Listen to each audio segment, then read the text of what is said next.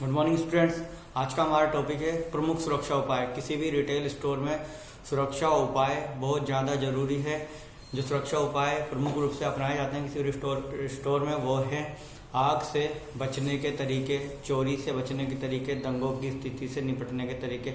ऐसे बहुत सारे तरीके हैं जिनमें सबसे ज़्यादा महत्वपूर्ण है जो स्टोर की इंटरनल सुरक्षा मतलब आंतरिक सुरक्षा है, जो सबसे ज़्यादा जरूरी है क्योंकि स्टोर में जो बहुमूल्य वस्तुएं होती हैं उनकी चोरी होने का खतरा हर समय बना रहता है। तो इस चोरी से बचने के लिए जो एक तरीका अपनाया जाता है वो है हार्ड टैगिंग मतलब और सॉफ्ट टैगिंग। मतलब जो भी हमारे कपड़े होते हैं या हमारा मर्चेंडाइज होता है जो कि हमें सेलेबल हैं, जो हमें स्टोर में हम लोगों ने रखे हुए हैं, डिस्प्ले में लगाए हुए हैं, तो बड़े बड़े रिटेल स्टोर्स में क्या होता है उन्हें एक तरीके से करीने से विजुअल मर्चेंडाइजिंग करके लगाया जाता है और उनके चोरी होने का खतरा वहाँ हमेशा बना रहता है। क्योंकि जो आमतौर पर बड़े रिटेल स्टोर होते हैं वहाँ पर सेल्समैन जो होते हैं वो सिर्फ खड़े रहते हैं और सामान ऐसे ही लगा होता है खुले में।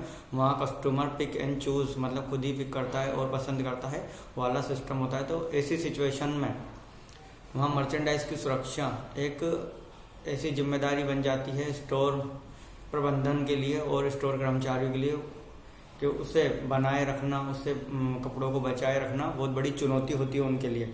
तो उस चुनौती को किस तरीके से लेना है इसके लिए लगाए जाते हैं हार्ड टैग। हार्ड टैग क्या होते हैं? एक ये इलेक्ट्रॉनिक सेंसर होते हैं जो कि हर कपड़े पर लगा दिए जाते हैं। इससे क्या होता है जब भी कोई अगर इसे बिना बिलिंग कराए चोरी करके या लेकर जाएगा स्टोर से तो जब वो एग्जिट पॉइंट पे निकलेगा वहाँ पर वो सेंसर मैटिक में बजने लगेगा और हमें पता लग जाएगा कि कोई विदाउट बिलिंग कराए लेकर जा रहा है या फिर बिलिंग कराते समय हमारे कैशियर ने वो टैग रिमूव करना भूल गया था। तो इस तरीके से हमें पता चल जाएगा कि हमारा कोई मर्चेंडाइज जो है वो चोरी हो रहा है या विदाउट बिलिंग के बाहर जा रहा है। तो सुरक्षा के तरीकों के रूप में टैग का उपयोग करना सबसे ज़्यादा आजकल रिटेलर सुरक्षा के लिए कड़े सुरक्षा उपाय अपना रहे हैं। बेची जाने वाली वस्तुओं पर मुलायम और कड़े टैग लगाने से वे चीज़ें चोरी होने से सुरक्षित हो जाती हैं। बिलिंग के दौरान ये टैग कैशियर द्वारा निकाल दिए जाने चाहिए। अगर टैग को कपड़े या किसी अन्य बेची गई वस्तु से निकाला नहीं जाता है तो ये तुरंत निकास द्वार के पास लगे सुरक्षा सेंसर को सक्रिय कर देंगे और वहाँ बीप बीप की आवाज़ होने लगेगी। ठीक है। स्टोर खोलने की टीम का होने का महत्व। स्टोर खोलने के लिए एक अलग टीम होना चाहिए, उसका क्या महत्व है? सुरक्षा संबंधी जोखिमों को कम करने के लिए रिटेलर द्वारा उपयुक्त प्रक्रियाओं को अपनाया जाता है। उदाहरण के लिए ग्राहकों के लिए स्टोर केवल तभी खोले जाते हैं जब उस दिन स्टोर खोलने वाली टीम के सभी सदस्य आ गए हों। टीम में शामिल लोग प्रधान कैशियर, सहायक प्रधान cashier, electronic data processing EDP प्रबंधक, सहायक ईडीपी सुरक्षा प्रमुख, सहायक सुरक्षा प्रमुख स्टोर खोलने वाली टीम पर पूरे स्टोर का निरीक्षण करने और सुरक्षा उपायों की जांच करने की जिम्मेदारी होती है। यह टीम सुनिश्चित करती है कि बेचे जाने वाली सभी वस्तुओं पर सिक्योरिटी टैग लगे हुए हैं या सीसीटीवी कैमरे काम कर रहे हैं और परिसर के सभी हिस्सों को कैप्चर कर रहे हैं। प्रवेश निकास द्वार के पास लगे सिक्योरिटी सेंसर ठीक तरह से काम कर रहे हैं और सीलिंग मिरर ठीक तरीके से व्यवस्थित है। सीलिंग मिरर होता है वो छत में लगा होता है, उससे पूरे स्टोर की एक फोटो दिख रही होती है, उससे पता लग जाता है कोई किसी कोने में अगर कोई कुछ गलत गतिविधि करता हुआ नजर आए संदिग्ध व्यक्ति तो उसे हम वहाँ पर देख सकते हैं। प्रधान कैशियर कौन होता है? जो कैशियरिंग कर रहे होते हैं वो लोग। इलेक्ट्रॉनिक डेटा प्रोसेसिंग ईडीपी प्रबंधक, सहायक ईडीपी सिक्योरिटी प्रमुख मतलब जो सुरक्षा कर्मी होते हैं उनका जो प्रमुख होता है सिक्योरिटी सुपरवाइजर। सुरक्षा टैग्स की फोटो आप वहाँ देख सकते हैं पेज नंबर 162 पर सभी सुरक्षा उपायों के फोटो दिए गए हैं जिसमें हार्ड टैग, सॉफ्ट टैग, प्रवेश द्वार के पास लगे सुरक्षा सेंसर, इन सभी के फोटो उसमें पिक्चर में दिखाए गए हैं, आप वहाँ देख सकते हैं। स्टोर बंद करने से पहले उठाए जाने वाले कदम। अब क्लोजिंग के समय उठाए जाने वाले कदम जो होते हैं, स्टोर हम क्लोज करने जा रहे हैं, बंद करने। स्टोर ग्राहकों के लिए स्टोर के बंद हो जाने के बाद कर्मचारियों को स्टोर से जाने से पहले कुछ समय तक स्टोर के अंदर रहना होता है। प्रमुख सुरक्षा प्रमुख को पूरे स्टोर में गश्त लगाकर सुनिश्चित करना चाहिए कि कोई ग्राहक या कर्मचारी वॉशरूम में ट्रायल रूम में छूट ना जाए। उसे यह भी जांच करनी चाहिए कि अलमारियां, डिस्प्ले केस और ऐसी चीज़ें ठीक तरीके से लॉक की गई हैं जिनकी चोरी का खतरा हो सकता है। स्टोर से निकलने से पहले उन्हें सुरक्षा सेंसर, लाइट और सीसीटीवी कैमरे बंद कर देने चाहिए। स्टोर बंद करने से पहले चोरों से सुरक्षा के लिए लगाया गया अलार्म चालू कर देना चाहिए। अगर आपने थेफ्ट अलार्म वहाँ लगा रखा है तो उसे आपको क्या करना है? चालू कर देना है। स्टोर बंद होने का साइन बोर्ड आपके स्टोर पर लगा होना चाहिए। स्टोर बंद होने पर भी स्टोर में इमरजेंसी लाइटें जल रही होनी चाहिए जिससे कि जो सीसीटीवी कैमराज हैं उसके अंदर अच्छे से पिक आ जाए। अगर कोई गलत गतिविधि रात में स्टोर में होती है, चोरी जैसा अगर कोई काम होता है स्टोर में, तो आपको उसकी पिक्चर्स मिल सके। सुरक्षा सिस्टम, अधिकांश सुरक्षा अलार्म सिस्टम में विशिष्ट रूप से ऐसे सेंसर लगे होते हैं जो किसी व्यक्ति के बहुत नजदीक होने पर सक्रिय हो सकते हैं। अलार्म बजने पर रात में ड्यूटी देने वाला सुरक्षा कर्मचारी शीघ्रता से स्टोर परिसर की जांच करके देख सकता है कि क्या कहीं से कोई स्टोर में घुस आया है।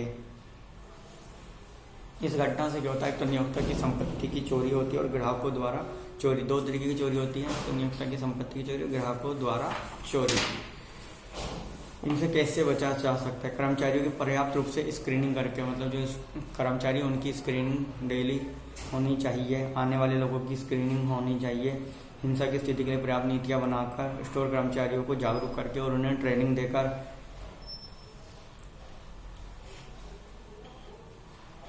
कार्यस्थल पर सुरक्षा बनाए रखने के कारण, केवल अधिकृत व्यक्तियों द्वारा ही सुरक्षा संबंधी जोखिमों से निपटने के कारण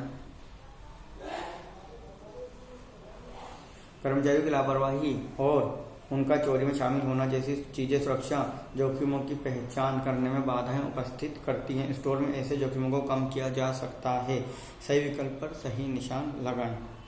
सही जगहों पर सीसीटीवी कैमरे लगाए जाने चाहिए। ग्राहकों की तलाशी नहीं ली जा सकती, बट उनको जो उन्होंने शॉपिंग की है उस टाइम पर उनके बिल चेक किए जा सकते हैं और वो सामान का मिलान किया जा सकता है, उन्होंने क्या क्या सामान लिया है। उससे एक सरसरी नजर डाल के हम चेक कर सकते हैं। सभी वस्तुओं का चेकिंग करना पॉसिबल नहीं होता। सुनिश्चित करें कि स्टोर के सभी हिस्सों में प्रकाश की अच्छी व्यवस्था होनी चाहिए।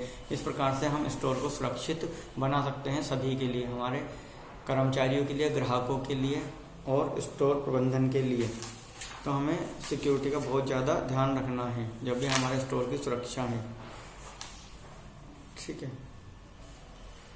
दुकान में चोरी करने वाले लोग चुराई गई वस्तुओं को अपने कपड़ों, हैंडबैग, छतरी या खरीदी गई चीज़ों के पैकेट में भी छिपा सकते हैं। तो जाते समय जब हम जा रहे हैं, जब हमारा स्टोर से कोई ग्राहक निकल रहा है, तो हमें एक सरसरी नज़र हमारा जो सिक्योरिटी गार्ड है उसको मार लेनी चाहिए ग्राहक के सामान में। और कुछ स्टोर से हमने देखा होगा कि वो सामान का मिलान करते हैं, लेकिन बहुत स्पीड से करते हैं, जिससे क्या होता है ग्राहक को असुविधा ना हो। इस चीज़ का हमें बहुत ज़्यादा क्या करना है, ध्यान रखना है। कभी कभी स्टोर कर्मचारी, विशेष रूप से वे कर्मचारी जो नए अस्थायी होते हैं, वे खुद चोरी में शामिल होते हैं। तो ऐसे कर्मचारी जो नए लगे उन पर विशेष तौर पर उनका ध्यान रखा जाना चाहिए। और स्टोर से जाते समय सभी कर्मचारियों की फ्रिस्किंग की जानी चाहिए और उनका जो हेलमेट और ब्लॉगिंग्स है उनको उन्हें स्टोर से अलग एक रूम होता है जो हमारा लॉकर रूम, वहाँ रखा जाना चाहिए, जिससे कि जाते समय उनकी चेकिंग करने में ज़्यादा समय व्यर्थ ना हो। ग्राहकों की अधिक भीड़ होना, ग्राहकों की बहुत अधिक भीड़ जब होती है तो वहाँ पर कुछ ग्राहक क्या होते हैं, स्टोर कर्मचारियों का ध्यान भटकाकर चोरी कर सकते हैं।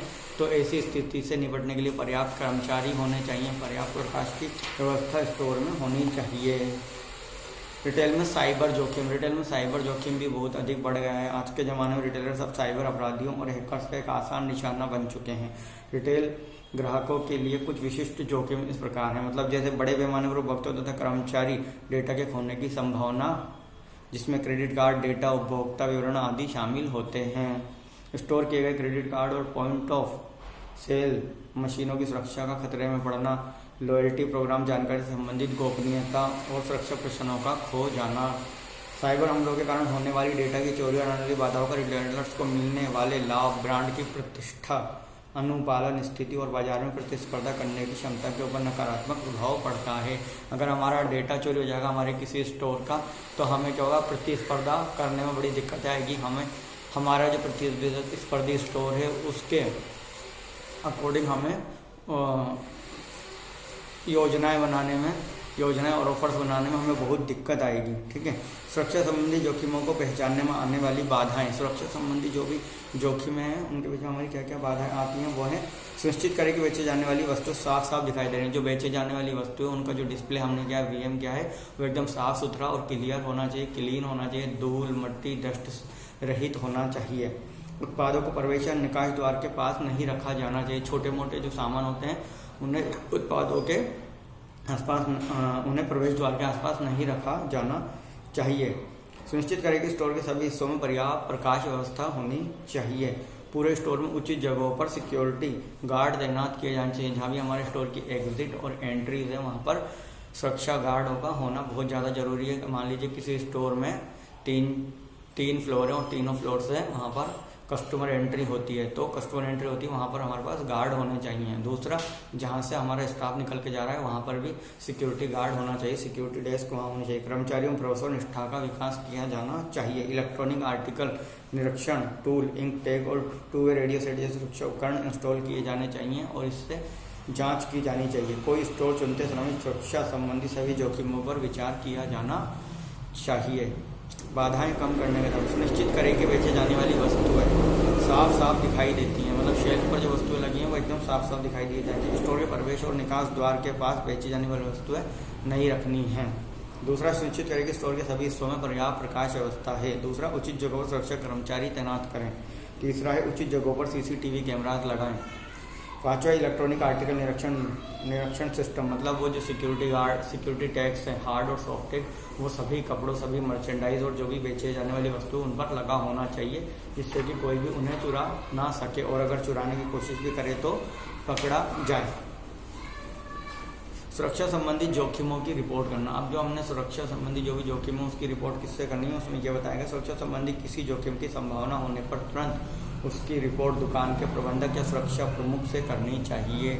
रिटेल स्टोर में जोखिम होने पर इन चीज़ों का नुकसान हो सकता है। बेचे जाने वाली वस्तुओं का नुकसान हो सकता है, पैसे का नुकसान हो सकता है और स्टोर की संपत्ति का नुकसान हो सकता है। दूसरा है सुरक्षा विभाग की जिम्मेदारी। जो सुरक्षा विभाग है, सिक्योरिटी विभाग है, उसकी क्या जिम्मेदारी, जब भी कोई सुरक्षा संबंधी समस्या खड़ी होती है सुरक्षा कर्मचारियों को उसकी रिपोर्ट सुरक्षा प्रमुख से करनी चाहिए। इसके बाद सुरक्षा प्रमुख उसके बारे में स्टोर प्रमुख को सूचित करेगा।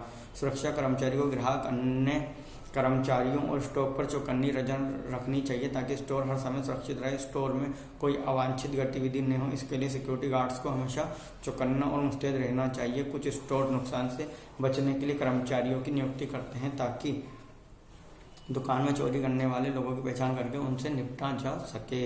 इन कर्मचारियों को पूरे स्टोर में गश्त लगाते रहना चाहिए और कभी कभी ऐसे दिखाना चाहिए कि वे खुद भी शॉपिंग करने आए हैं। चोरी होने पर उसकी रिपोर्ट तुरंत सुरक्षा प्रमुख या सुरक्षा इंचार्ज तथा स्टोर प्रमुख जैसे वरिष्ठ कर्मचारियों से की जानी चाहिए। स्थानीय पुलिस को इसके बारे में जल्द से जल्द सूचित किया जाना चाहिए। सुरक्षा कर्मचारियों की अनिवार्य भूमिकाएं और जिम्मेदारी। सुरक्षा कर्मचारियों की अनिवार्य भूमिकाएं हैं और क्या जिम्मेदारियां हैं। किसी भी रिटेल स्टोर में सुरक्षा कर्मचारी द्वारा किए जाने वाले कुछ महत्वपूर्ण काम क्या होते हैं, वो हैं स्टोर में मौजूद लोगों और संपत्ति की सुरक्षा करना, जांच करना ताकि स्टोर में केवल अधिकृत कर्मचारी ही प्रवेश करें। दूसरा है परिसर में मौजूद रहकर अपराधियों में भय पैदा करना, गलत चीज़ों पर नजर रखना, उसके खिलाफ कार्यवाही करना, डकैती, चोरी आदि जैसी खतरनाक परिस्थितियों में मदद के लिए कॉल करना और किसी भी स्थिति, आपात स्थिति में वहाँ पर तैयार खड़े रहना और किसी भी स्थिति से निपटने के लिए वहाँ पर जिम्मेदारी लेना सुरक्षा प्रमुख का काम है, ना कि किसी स्टोर कर्मचारी का। मतलब किसी भी स्टोर में कोई चोरी हो जाती है, कोई ऐसी आपराधिक गतिविधि होने वाली है या हो रही है तो उसको रोकने के लिए क्या करना है, हमें खुद को इन्वॉल्व नहीं होना है, हमें सुरक्षा प्रमुख को जाकर उसकी जानकारी देनी है, सिक्योरिटी सुपरवाइजर को उसकी जानकारी देनी है क्योंकि वो अधिकृत है उसे करने के लिए, या फिर किसी स्टोर में एडमिन होते हैं, स्टोर एडमिन, जो उनका काम होता है ये सभी काम देखने का, और फिर उनकी जिम्मेदारी होती है पुलिस को बुलाना, पुलिस को सूचित करना। अगर कई बार ऐसी आपात स्थिति होती है कि आप उन तक नहीं जा पा रहे हैं, स्टोर में बहुत ज़्यादा कुछ ऐसा हो रहा है तो आप डायरेक्ट भी पुलिस को सूचित कर सकते हैं, लेकिन कोई भी सुरक्षा संबंधी निर्णय आपको नहीं लेना है। वो किसका काम है, वो जो स्टोर के अंदर सुरक्षा प्रमुख है, एडमिन सर हैं, उनका काम है ये सभी जिम्मेदारियां लेना। तो इस प्रकार से किसी भी रिटेल स्टोर में सबसे ज़्यादा चुनौतीपूर्ण कार्य है वो है वहाँ के सामानों की सुरक्षा करना, जो वहाँ पर मर्चेंडाइज बेचने के लिए रखे गए हैं उनकी सुरक्षा करना, कर्मचारियों की सुरक्षा, ग्राहकों की सुरक्षा, और वो सभी करने के लिए सभी स्टोर्स में कुछ नियम, कायदे, कानून बनाए गए हैं, वो हम सभी को फॉलो करने चाहिए, कस्टमर्स को भी फॉलो करने चाहिए, ग्राहकों को भी फॉलो करनी चाहिए। अभी हम किसी मॉल में जाते थे, आप देखते हैं ना वहाँ सुरक्षा इंतजाम होते हैं, हम सिक्योरिटी वाले हमें बता देंगे सर आपको ऐसा करना है, ऐसा नहीं करना, मतलब डू एंड डोंट्स हमें बताते हैं, तो हमें उनका क्या करना चाहिए, पालन करना चाहिए। उससे क्या होगा, हमारी सिक्योरिटी होगी, स्टोर की सुरक्षा होगी, मॉल की सुरक्षा होगी, कर्मचारियों की सुरक्षा होगी, ग्राहकों की सुरक्षा होगी। तो हमें उस सभी गाइडलाइंस का हमें क्या करना है, पालन करना चाहिए, जिससे कि हमारा मॉल और हमारा व्यवसाय सुरक्षित बना रहे। ठीक है, आज के लिए थैंक यू।